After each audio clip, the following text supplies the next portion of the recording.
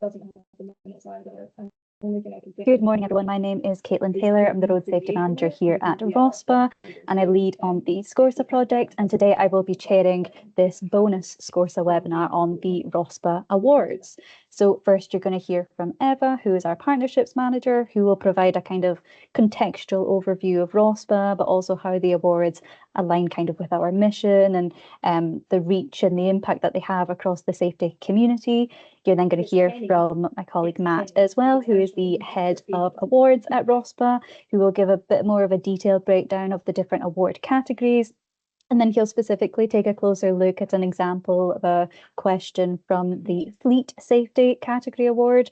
And then we're going to speak to Duncan as well, who is the Head of Risk and Compliance at City Building Engineering Services and a previous award entrant. So he's going to share his experiences and his insights as well. And then after those presentations, we're going to move to a bit of a Q&A. So feel free to leave any comments and questions that you have in the chat box, and we'll address those at the end. And just to let you know as well, this webinar is being recorded and it will be placed onto the SCORSA website later this afternoon. So I'll pass to yourself, Eva, to go first. Thank you.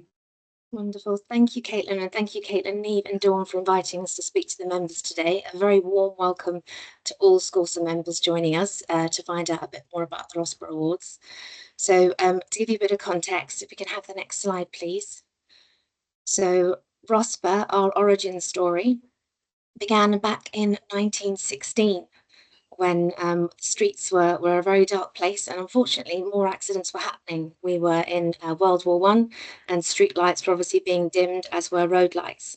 There was a huge increase in accidents on the roads across the country, and a small group of people came together and made a really, really simple, or what I would call common sense suggestion for how people could be kept much safer. So they suggested that people walk facing oncoming traffic so they could be better seen.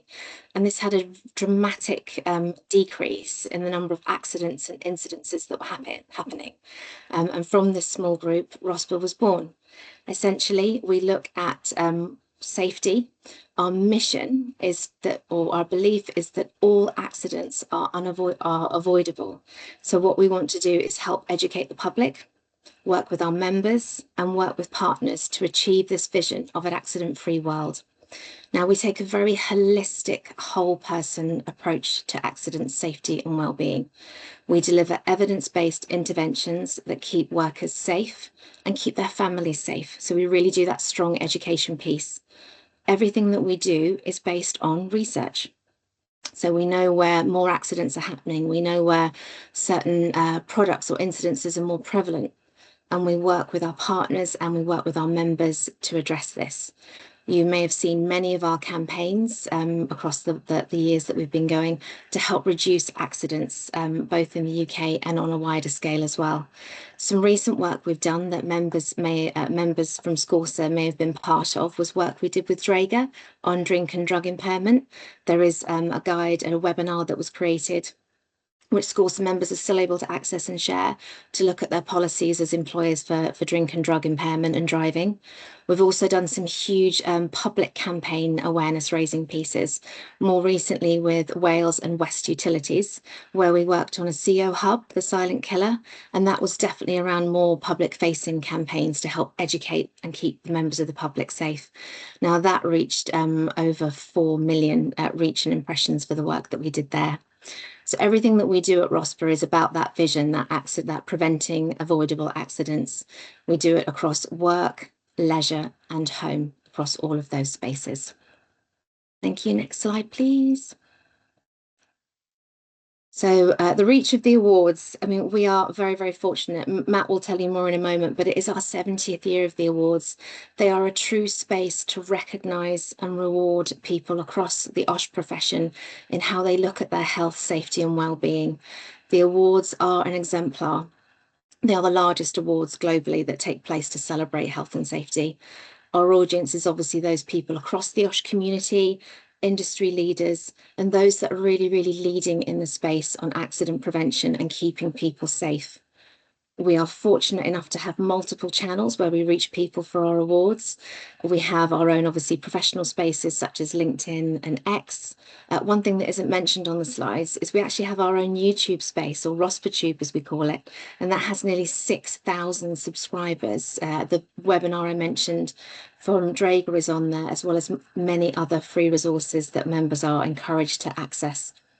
We have members and entrants in 58 countries globally to the RoSPA Awards, and this grows every year. We welcome entrants from all over the world.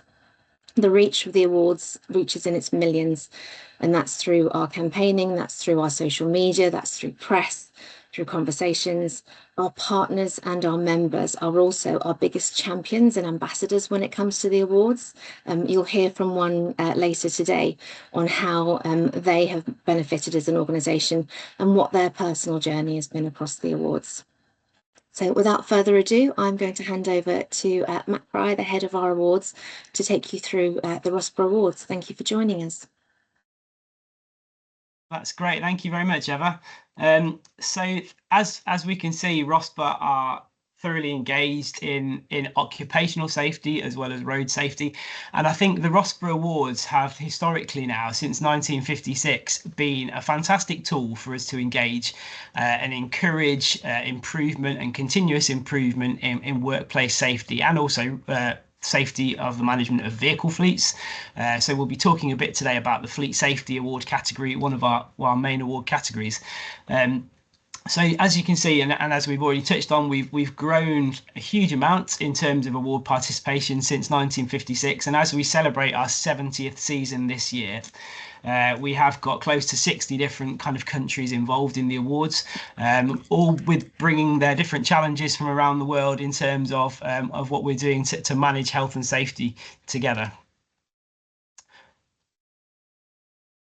So I think, and that's kind of crucial in terms of kind of what unites us as health and safety professionals, as road safety professionals, that we're all working towards what RoSPA see as our vision to see an accident-free world. And the RoSPA Awards are a key opportunity to engage with that, to celebrate things that are going well, and also to stimulate growth and improvement as well. So we've built the awards application process around the idea of reflective learning, and that's something we'll all likely be familiar with already as professionals with our kind of various CPD schemes that we might be involved in. But we see an entry to the RoSPA Awards as not being about completing a form. It's not a checkbox exercise, but it's a real good opportunity for you to think and reflect within your organisation what's gone really well over the last year in terms of your health and safety culture, what has performed well, what has maybe performed less well, what's opportunities for growth and change in the future as well. So we really encourage this to be an exercise that you take some time over and do with your team as you complete an award entry. So what does the award entry process look like? Well, we have kind of some different main sets of categories within the awards. Some of you on the call may have entered some of these categories previously, and thank you if you have done. So the Achievement Awards are our most popular category, and they come in a couple of different flavours at the moment. So we principally have the Occupational Health and Safety Award, which is the achievement award that covers the whole of your health and safety management across your organisation. We also then have a separate version of that, which is called the Fleet Safety Award. And that looks at your management and delivery of vehicle fleets within your organisation, and how you're managing the safety of your drivers and your occupational road risk. So you can enter for either of those categories independently, or if you enter for an achievement award, you can enter for the Fleet Safety Award free of charge as well. On top of that, we also do a number of different categories, such as the industry sector category and specialist awards, and we'll just go through those in a little bit of detail now to give you an idea and an overview. So the Achievement Award is a non-competitive category. We offer that with the opportunity to have some feedback on your entry as well from one of our assessment team. They are awarded on a level of merit, bronze, silver or gold, and they really help you demonstrate where you are on your health and safety management journey. So whether you're starting out and you're kind of showing a commitment towards health and safety, but you've got a long way to go towards the merit or the bronze level, or whether you're demonstrating excellence at the gold level, they really help you celebrate where you are on that journey. And for those who are at gold level, we also offer the opportunity to demonstrate consistency over a number of years at gold level. So, for example, when you reach 5 consecutive years at gold level, you would be in line for a gold medal award. And then we have various other similar consistency categories right up to 25 plus years for some of our longest term entrants.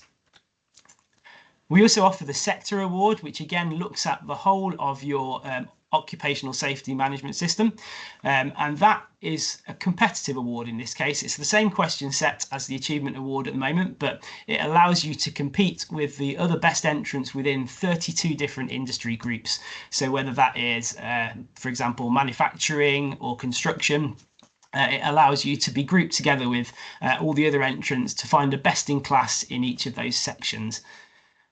It gives you the opportunity to really demonstrate your leadership in safety in your sector, and also to kind of benchmark where you fit against your peers in your sector as well. Duncan, who is from CBS, who's speaking later, has been on that journey, and we've kind of celebrated success with them on that, so I'm sure he'll be able to reflect on that as well. But participating in the sector award category also allows you to do that interchangeably within the sustained achievement awards for the achievement award as well. So you might enter the achievement one year, you might enter the sector another year, but if you achieve a gold level, it would still count towards that same history. Entering the sector award also is an opportunity to progress towards the Sir George Earl Trophy. So each year, the individual sector award winners progress towards a selection stage for being part of our Sir George Earl Trophy final. And within that, we also have some additional stages of assessment for those who are fortunate enough to be put forward, which includes site visits from RoSPA consultants and also a presentation to RoSPA's judges. So the Sir George Earl Trophy is the top award, which was the very first award we gave out in 1956, and we continue to do today. The Fleet Safety Award, however, which I guess is what a lot of us on this call are probably going to be interested in, let's drill down into that in a little bit more detail. So this is a separate bespoke question set which focuses on health and safety in the delivery of fleets and occupational road risk. Again, similarly to the Achievement Award, this is given on a scale of merit, bronze, silver and gold. It still has those sustained achievement categories as well once you reach gold to demonstrate consistency. But on top of that, we also in this category have 2 separate trophies. So we have the Fleet Safety Trophy, which is for the best overall entrant within the Fleet Awards, and also the Fleet Safety Technology Trophy, which is for the best implementation of technology and innovation within the management of fleet safety. A few of the things that are part of the process. So we also have a number of different specialist categories. All these on the screen here require an additional submission to be made, but you can also participate in our environmental award category, our health at work. We have awards for individuals, such as the Inspiring Women in Safety Award and the Inspiration Awards. And then also separate trophies for looking at how you protect your employees beyond the workplace, so when they're in the home and on their own time, but how you as an organisation can help keep people safe to return back to work. And also the Fall Prevention Trophy on the back of some successful campaigns run by RoSPA looking at fall prevention. We look at standout best practice in these categories as well. As well as that, we have a number of awards that are automatically selected from within other entries. These include standout performers in workforce engagement, best new members, best new entrants, and so on. And I think particular interest as well to us on the call today, we have the Scotland Trophy, which is awarded to the best sector award entrant from within the Scotland region. So that's one we've been celebrating for a number of years now, and is always a nice one to give out. A bit of background then in terms of the wider entry process. So after you would make a registration on RoSPA.com, you would be sent a link to log into our upgraded award entry platform. So we spent quite a bit of time developing a new system and delivering it for the 2025 awards. We've continued to get some nice feedback from entrants who found this a more user-friendly system to use when they come to enter compared to previous years. And this kind of supports all the information that you would put together in an entry. So to give you an idea on screen here, what you might be greeted with when you log into a Fleet Safety Award, you'll be greeted by a number of different tabs, with a Start Here tab and a Guidance Notes tab at the very beginning, which go through and explain to you all the requirements for the category as a whole. You'll then be working your way through a set of different question tabs, numbered 1 through to 11 on here. And it's on these tabs that you will have a question to answer, and also the opportunity to upload some evidence examples as well as you complete your entry. So it's those evidence examples which form the largest kind of component, I think, of the mark scheme. So we're looking at a narrative that you provide which explains your system, but then really crucially, we're looking for you to demonstrate that system in action. So demonstrate that you're actually delivering what you're describing by providing worked evidence documentation. So you can, for each section, as we can see on here, you can provide up to 8 items of evidence to support a narrative of 600 words.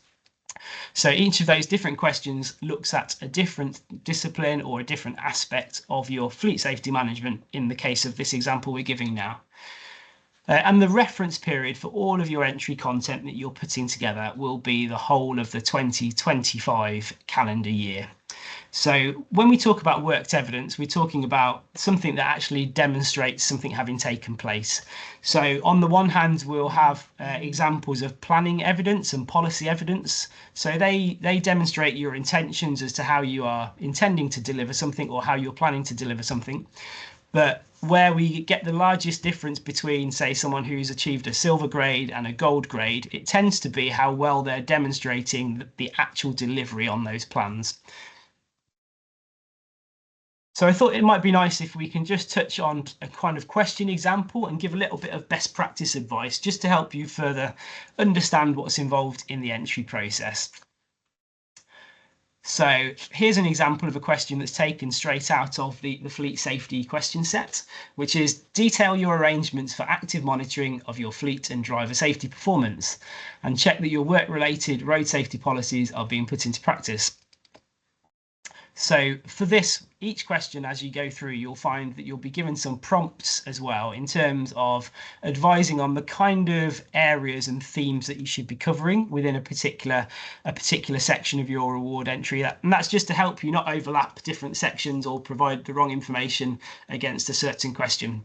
So in this example, then we're giving kind of 4 examples of the kind of things that you might want to include within your description of your active monitoring arrangements.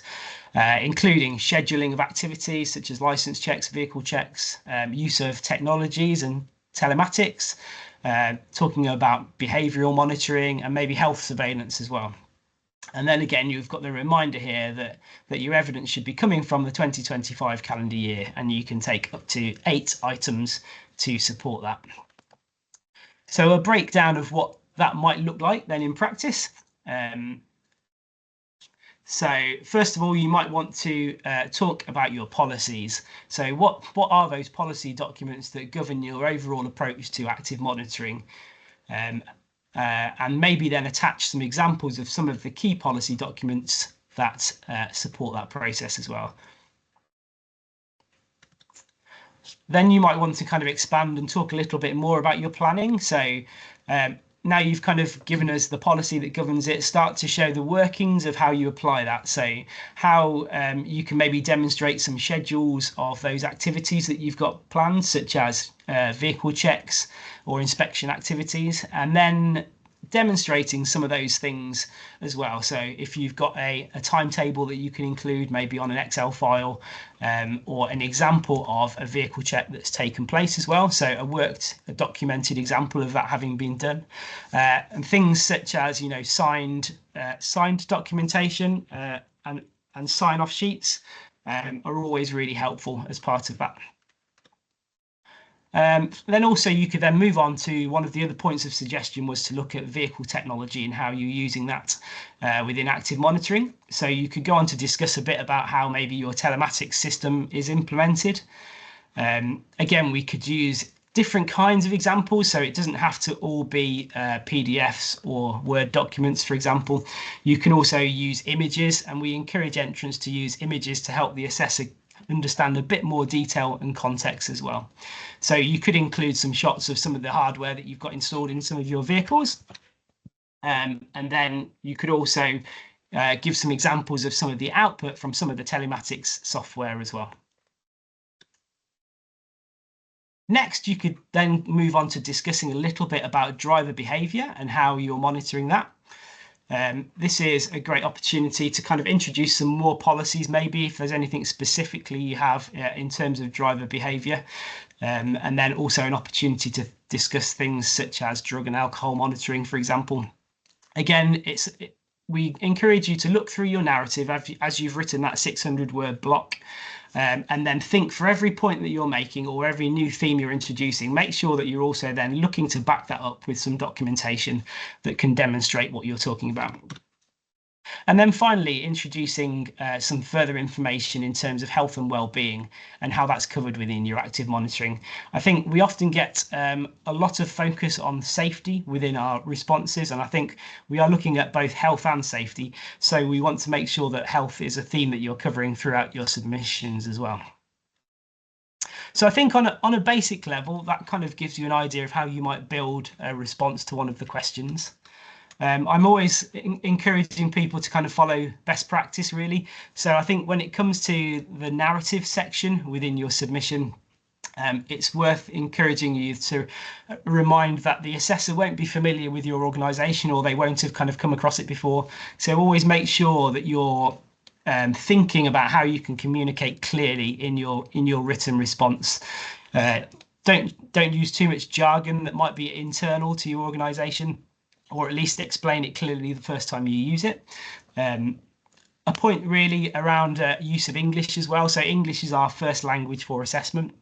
I think probably less of a complication for the audience we're addressing today, but as we've grown internationally, we have certain controls in place to help with the use of language.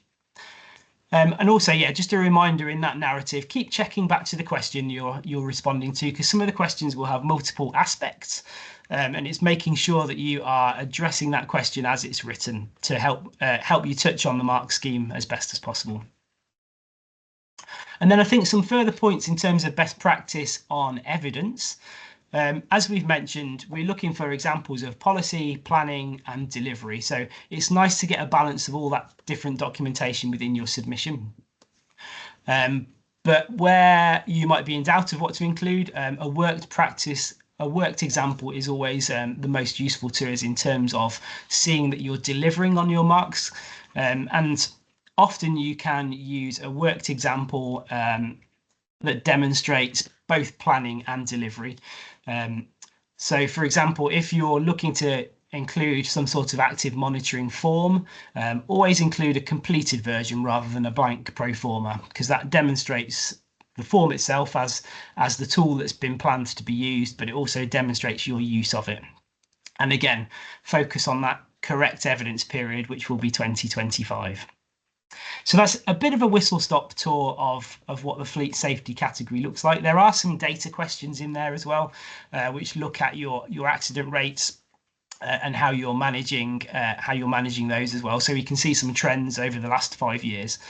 But I think ultimately, once you've submitted and once you've assessed, we really want this to be part of your journey of celebrating success when things go well. And as a result of that, we really kind of encourage attendance at our ceremonies where you can do so to celebrate with those who've helped you deliver these safe systems and who've helped make a difference within your workplace. And there's a couple of different opportunities to do that over the course of this year, both in June and September. Another quick note, really, just to remind, I think we mentioned CPD at the head of the call, but I think as this is a reflective exercise, I think it's really important that us as individual practitioners as well are taking the time to recognise the reflective benefit that we get out of putting together an entry on an individual basis as well. So we have had the entry process to the RoSPA Awards verified by the CPD certification service as being a useful reflective process. So please make sure that you make the most of your own development as well as your organisational development when you're putting this together.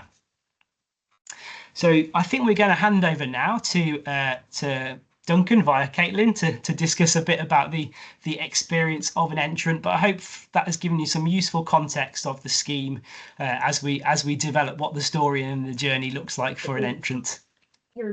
That's brilliant. Thank you, Matt. And that was really comprehensive. So yes, I will come to yourself now, Duncan. That's all right. Thank you. I will Thanks, get your Caitlin. slides up in a minute.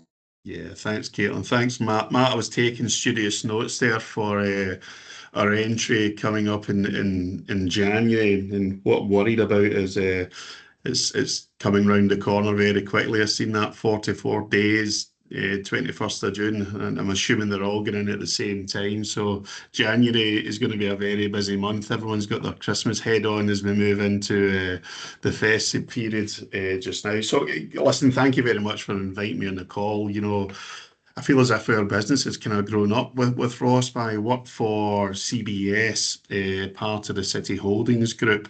And I think we made our first entry in 2008. Considering we're a company who's celebrating our 20th anniversary this year, then we've been with you doing this journey for quite some time.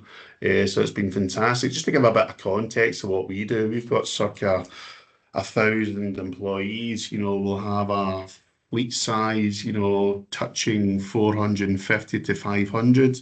We also do construction activities, capital projects. So we've got a kind of a blend of risk within the organisation. And what we use the RoSPA Awards for, and I like that phrase Matt was talking about there regarding reflection. You know, it is a very useful tool, particularly the time of the awards, because you look back in the year gone by, you look at your successes and challenges, and you know, hopefully you're writing about how you met them, overcame them, or you know, faced into them, etc. So it's been, you know, it's been a real positive experience. Been part of the RoSPA award submissions for so many years. Can I move on to the next slide, Neve, if that's okay?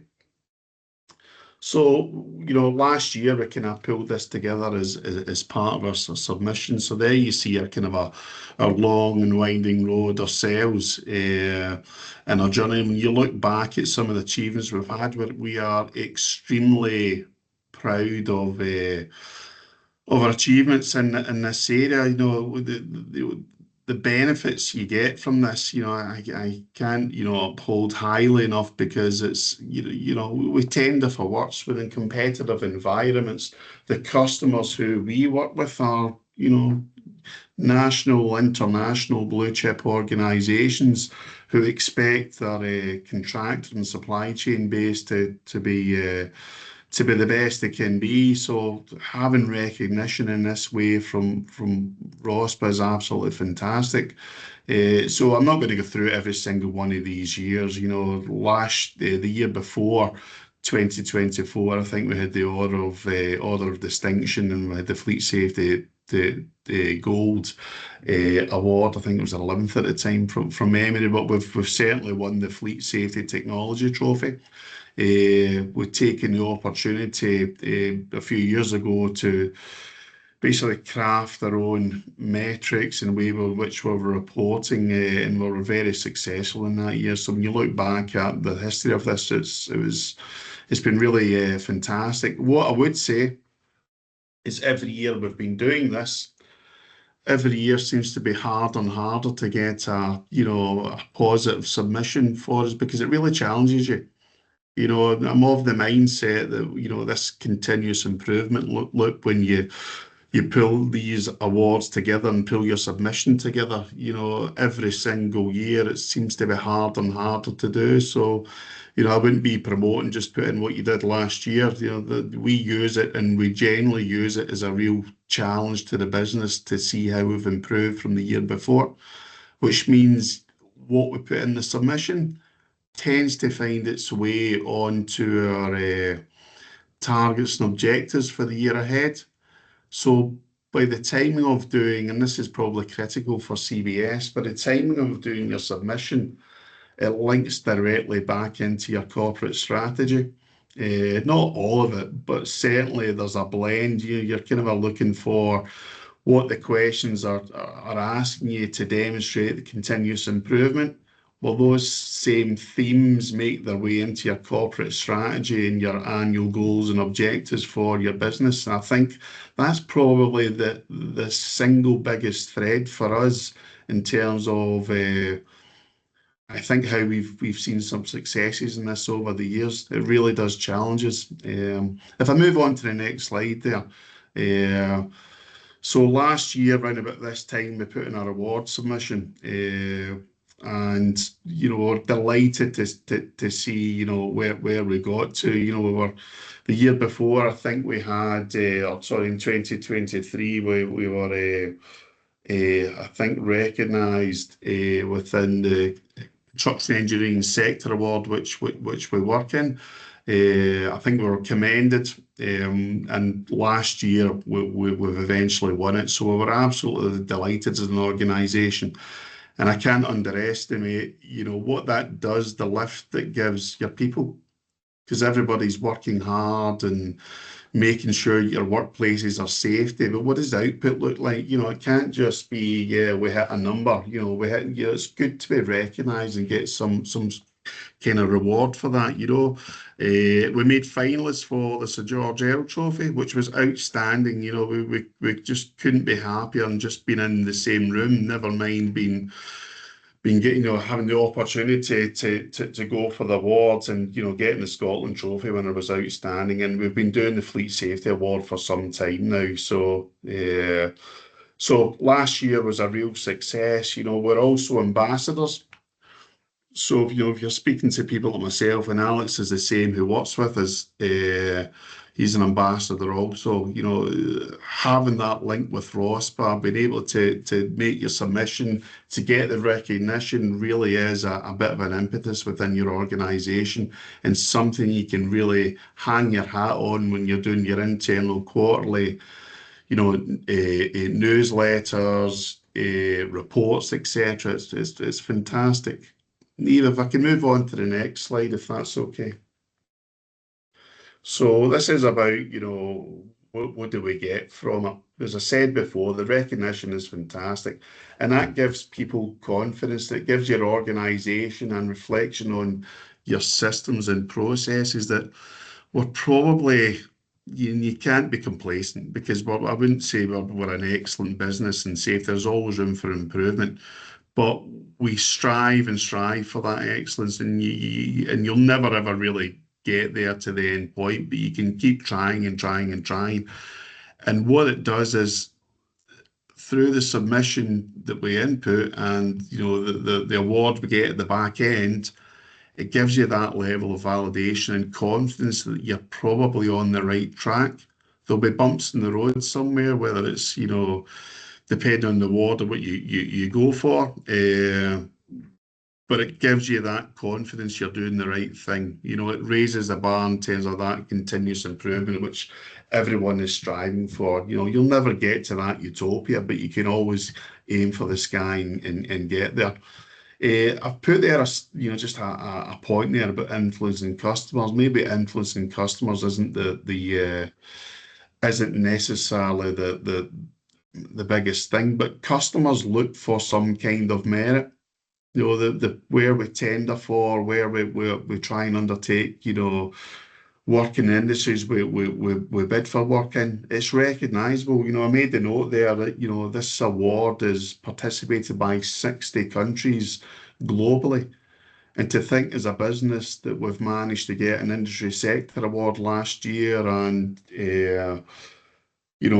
went for, a finalist for the Sir George Earl Trophy, it gives us great pride to do that. And everyone within the business gets that, and your customers will recognise it. They'll ask questions, what is the award? And we get it commonly, Fundamentally, there's a moral aspect to this. One thing is about going for awards, but actually, kind of want to make sure you're doing first and foremost the right thing for your organisation and the people who work, you know, out with and within that organisation. You know, what's the wider, what's the wider piece? So that knowledge sharing is pretty good. And a lot of our content is what we do within the workplace and beyond the workplace, how we help our supply chain, how we help with the communities where we're working within. So a lot of that we find is quite beneficial for introducing within your submission.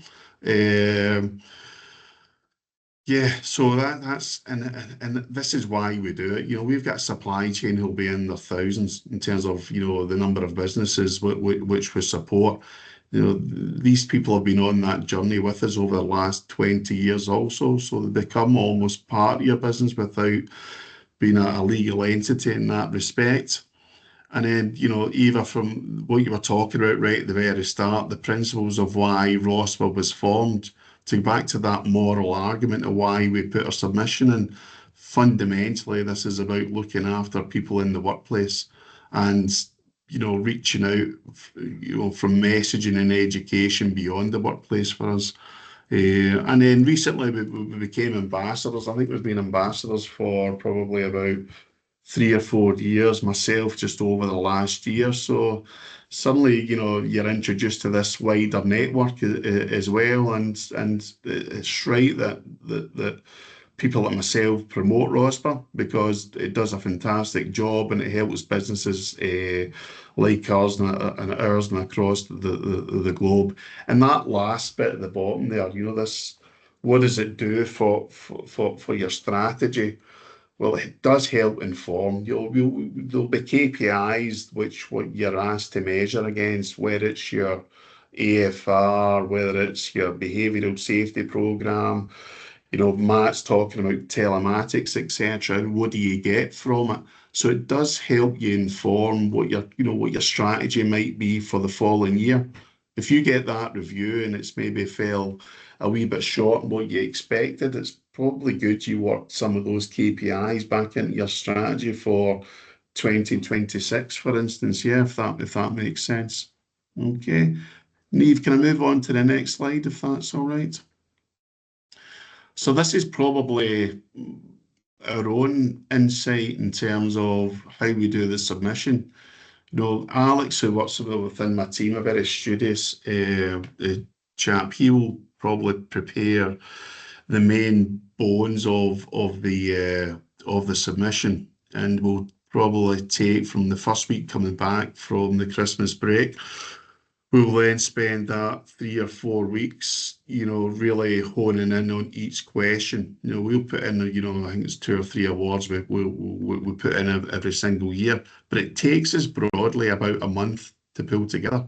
We'll have a very soft review of it just before we break up, and then there'll be a far more detailed, and then we'll split up within the group, within our team, which means we need to go to other stakeholders to get that engagement as well within the team and within the business. So broadly for us, it takes circa a month, and it takes a few people to pull that together as well, if you're giving it justice and really challenging yourself, you know. So I suppose my insight would be, and advice would be, to make sure you're allocating, to give yourself the justice, the right amount of time to do this. Matt touched on the word count. You know, it's 600 words, broadly speaking, per question. And I think from memory, you've got circa 8 number attachments you can add to that as part of the evidence.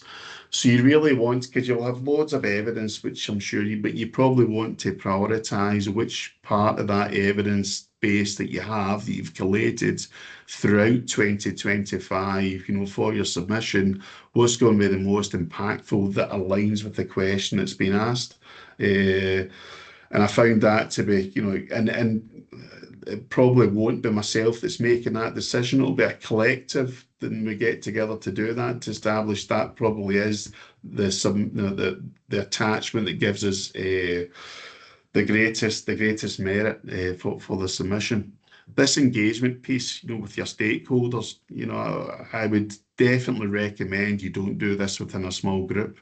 I recommend you probably widen that greater out within your business, because your wider business will have probably some fantastic examples where there's been real good evidence of how we've progressed safety, or we've progressed fleet management, we've progressed reporting, etc. So don't underestimate widening the net there. It's a fantastic tool, and it gives you food for thought for honing in, because it's hard to write 600 words. You quickly find like your submission will be, probably double that on first swipe for each question. So to hone in, that is a real challenge to get that maximum impact. And then what I would say here, the review and feedback from previous years, a few months later, once you get your whatever the award is, whether it's bronze, silver, gold, one of the industry sectors or whatever it is, you get an opportunity to review the judges' feedback, and it is absolute gold to get that. And it's really worthwhile sitting with your previous submission, looking at the question you're getting for the following year, and looking at the feedback from the following year's questions. Generally, the questions, Mark, correct me if I'm wrong, are pretty similar most years. So that then becomes a challenge of how do you show that continuous improvement. What I would say, there's a couple of tweaks to some of the questions, subtle tweaks, and there's generally one big question. It's the big question. I think it's number 10 or 11 on the main one, which is the kind of most challenging one, the one you really have to have a think about. But the feedback from the judges is great, and it's really worth thinking about, because you're doing this, but we do this progressively every year, so anything that's been missed from the previous year would really take value from that. And that's probably about as much as I've got. Probably a quick roundup there of what does it look like from someone who submits, and a business who submits, year on year, and have been from 2008. It's fantastic. To get reward and recognition really lifts the organisation, and it lifts the people who are making the submission as well. And it's a globally recognised award. I can't speak highly enough of it. There's not, I can't think of any other organisation which is so globally recognised. So fantastic. So apologies for prattling on there, Caitlin. I've given you hopefully a bit of insight, without too much detail. But that's, I suppose, what it feels like when you're in here. And we're only a few weeks away from making our next submission in reality. Thank you. Yeah, absolutely no need to apologise. That was absolutely brilliant. And your perspective really clearly brings the awards to life, which is great. And I think it's going to be really great for our listeners as well. It's nice to also show the continuation from gold as well. You don't just get your gold award and then it stops there. It's all about, it is all about that continuous improvement and doing the most that you can to keep your staff and others safe as well. And there are so many benefits that you noted there. The recognition, the opportunity for that reflection, the reputational value that owning an award holds. You talked about like the staff morale, the confidence, the fact that it can tie into your business strategy as well. It is brilliant. You're almost killing two birds with one stone there, I think. But like you say as well, it is your moral obligation. I mean, it is doing the most that you can to keep your staff safe when they're out driving for work or in work. And it's also about keeping those safe that are out sharing the roads with your staff as well. So yeah, I really appreciate hearing your perspective. Thank you. And also a Scotland Trophy winner as well. What can I say? Very proud, you're doing Scotland proud there. So yeah, really appreciate it. I don't see any questions or comments in the chat at the moment. So I'm just going to pass back to yourself, Eva.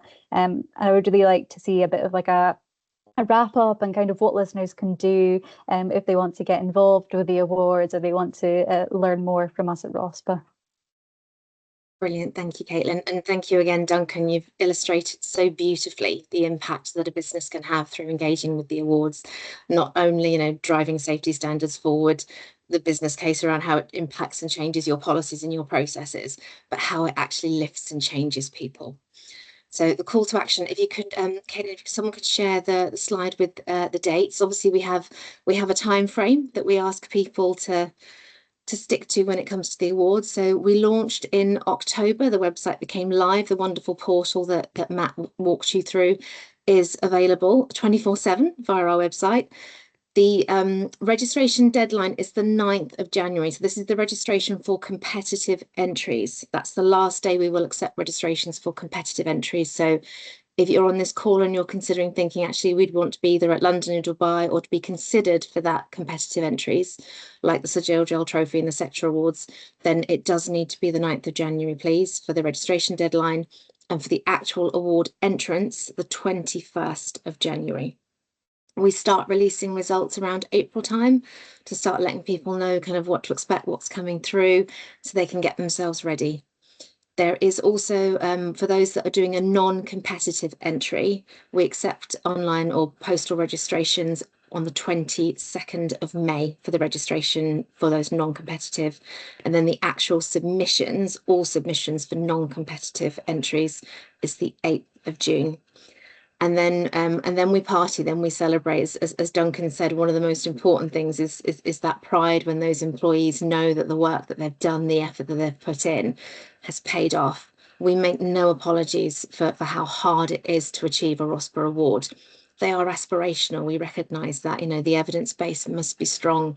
We really, really need to show how people are impacting on those policies, on those safety procedures, and we want to reward them accordingly. A fun story from last year is one of the directors who won a Sector Award took the trophy on tour with them across some of their UK sites as a way of acknowledging and rewarding the staff. So that trophy came and people were able to kind of see it. It gave the director a real opportunity to thank everyone that had been involved in that evidence gathering piece, but also going forward, what they would do for next year and to really build that ambition to continue building on those safety standards. So London and Dubai, they're a party, that they're a recognition, but they're also an absolute opportunity to network with other members, to hear best practice stories, to look at potential partnerships, to share information, to share ideas. The room is always buzzing. I think London this year, you know, we couldn't get the volume down. It was a wonderful space where there was huge amounts of energy, where everyone in the OSH safety family was together and sharing and celebrating that success. On the 8th of August, we'll start releasing official results. As Duncan mentioned, those of you that enter Achievement Award with feedback, you'll receive the feedback from our independent and impartial judges. So use that guidance, use that feedback to help support practices across your businesses. That is it. Are there any further questions based on anything else that we've shared today for you? There doesn't seem to be any more questions in the chat, but if you do have any questions or anything else that you'd like to discuss with us, please do reach out through the RoSPA website ASAP. I know there's a bit of a tight deadline with this one, but there is still time and it is certainly worth it. So if you are interested or you do have any further questions, do reach out to us through the RoSPA website and we will get back to you as soon as possible. Matt's award team will do so ASAP. So that's just us finishing up for now, but I just wanted to say again a special thanks to Eva and Matt, but especially Duncan for speaking today and sharing his perspective. And like I say, if you do have any questions or considering entering the awards, do get in contact with us and we will support you as much as possible. But for just now, thank you very much, everyone, and thank you for attending. Thank you, everyone. Take care. Thank Bye you. just now.